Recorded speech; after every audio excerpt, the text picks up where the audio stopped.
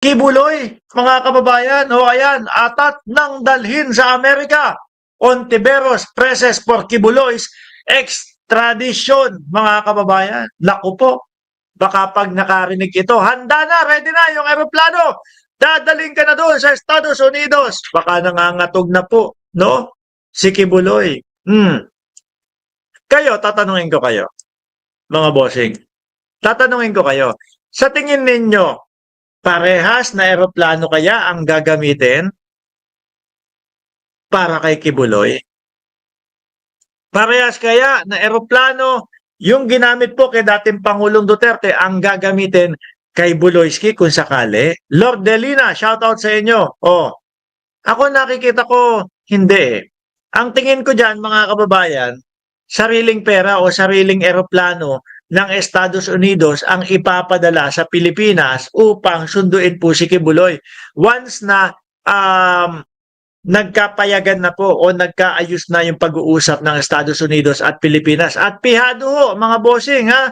Pihado ho ito na ang mga DDS ang sisisigaw, ang isisigaw na naman ho nila, mga boss, Chief Amo Sir, si Buloyski, kinidnap.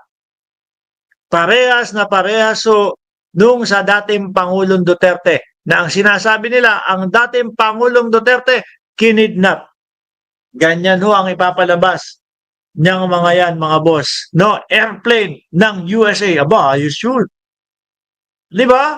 Ayos na ayos yun. Sabi ni Gracious Grace, sana oil gagamitin kay Kibuloy. No? Hati katawan, palipad ng tate. Hindi si Kibuloy ayaw. Yan ho, mga bossing, sabi ni, ni Lumer Oliva. Opo, mahina po talaga internet dito sa hotel eh. Ano po? Sabi ni Kibuloy nung panahon na siya ay nagtatago pa ho, mga boss, is, sige lalabas ako.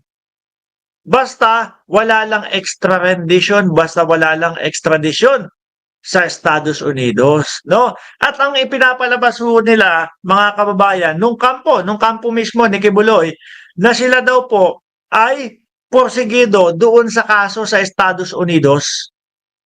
Pero ang USA daw po, ang Estados Unidos, sila daw ho, mga kababayan, yung laging nag-uudlot or yung laging nagpo-postpone.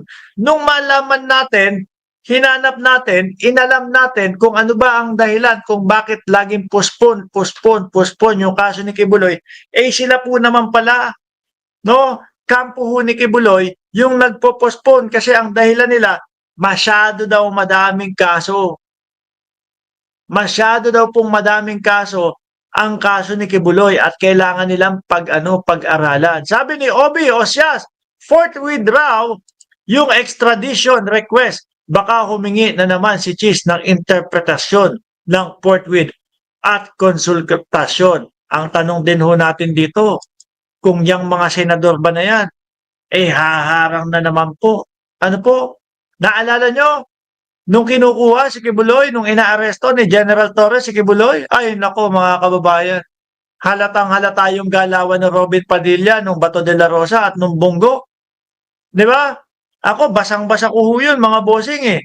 Para po sa akin, ang nakikita ko doon, yung tipo bang, senador, mga senador, pumunta na kayo dito. Bakit? Wala na eh. No? Wala na, ano na eh. Isang pinto na lang ang pagitan ni Kibuloy at ni General Torre. Kaya po napabiyahe sila noon. Saktong-sakto naman po kinabukasan arestado o huli na o kuha na si Kibuloy, 'di ba? End times kung naalala niyo 'yon.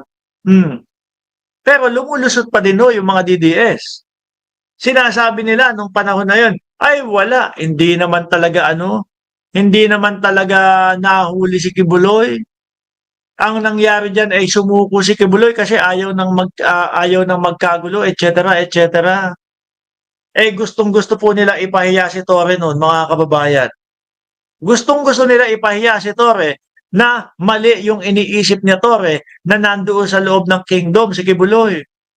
Pero wala silang naipakitang video o hindi man lang nila naipakita na talagang sumuko si Buloyski. Ang totoong nangyari doon, mga boss, na sinasabi nga po ng kampo ng PNP, nasukol. si Buloyski. Ngayon, ilang buwan lang ang makalipas. Naku po, ang dating Pangulong Duterte na with matching eroplano. No? With matching eroplano. Kaya sabi ko, hindi kaya lilinis na yung eroplano na ginamit ng dating Pangulong Duterte papunta doon sa Hague at gagamitin naman ngayon kay Buloyski papunta sa Estados Unidos. Di ba, Sir Archie Beroya? O, na 8360, number 255 ang kanyang like. Sabi ni Ma'am Nelin Lonzano, member ako dati ni Kibuloy for 14 years dito sa Hong Kong pero lumabas na ako noong 2015. Grabe, di ko kaya ang mga givings. Nabudol din ako, magaling kasing mangaral ng salita ng Diyos at naging pera. Di, tsaka kapag ikaw nasabihan ka ni Buloyski na kanya ang universe at siya ay mayroong doorknob na diamante, Diyos ko po. Malamang kapag ka ikaw lalaki, pag sinabi sa'yo ni Buloyski, ikaw, lalaki, gagawin kitang manggagawa at ang gagawin mo, magtitinda ka ng otap. Kaya yung mga vlogger ho, mga DDS, mga mukhang nagtitinda ho ng otap. Paano naman pag babae? Ang kwento pag babae, pinagpapalmolib daw ho. Di ba? Pag babae daw ho, pinagpapalmolib. Maligo ka na, palmolive ang amoy ng buhok mo dapat. Tapos, eto ang isuot mo. Favorite kong pajama. Kingdom of Kibuloy. Grabe. Nanonood ako kagabi kay Coach Jarrett, no? Kingdom of Kibuloy, JIL, Joel is liar, Iglesia na cult. Alam na this.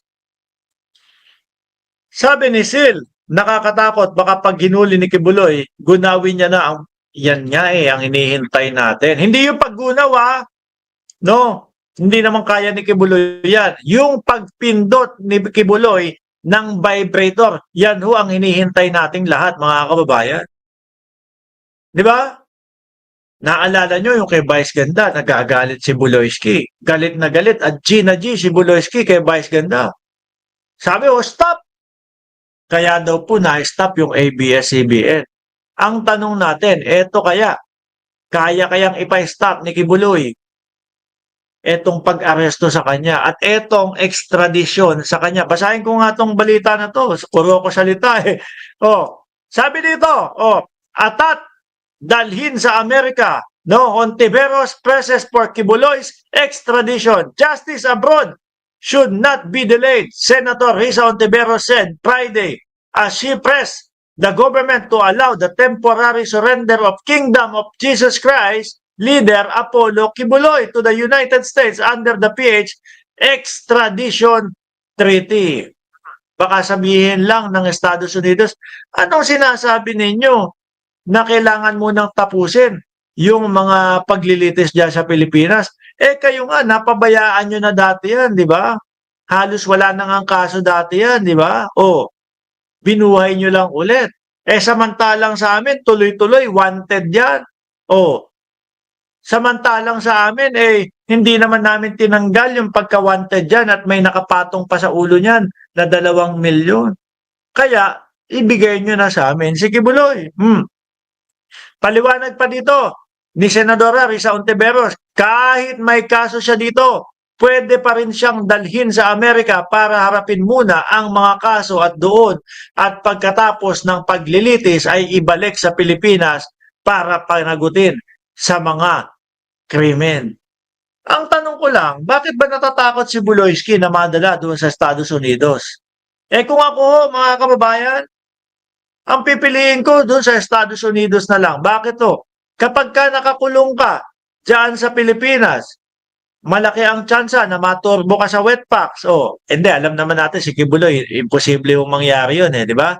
Pero, ang init makulong sa Pilipinas Kung makikita nyo ho sa mga pelikula at makikita nyo kapag may mga ini-interview, talaga namang mga nakatopless Talagang mga nakatopless dahil po sa sobrang init doon sa loob ng selda.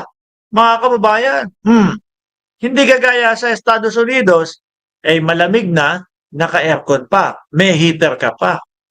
Sabi naman po nung nagkomento kahapon, death penalty kasi yung hatol kay Kibuloy doon pag napatunayan na siya ay lumabag, no? Kaya ayaw daw ni Kibuloy.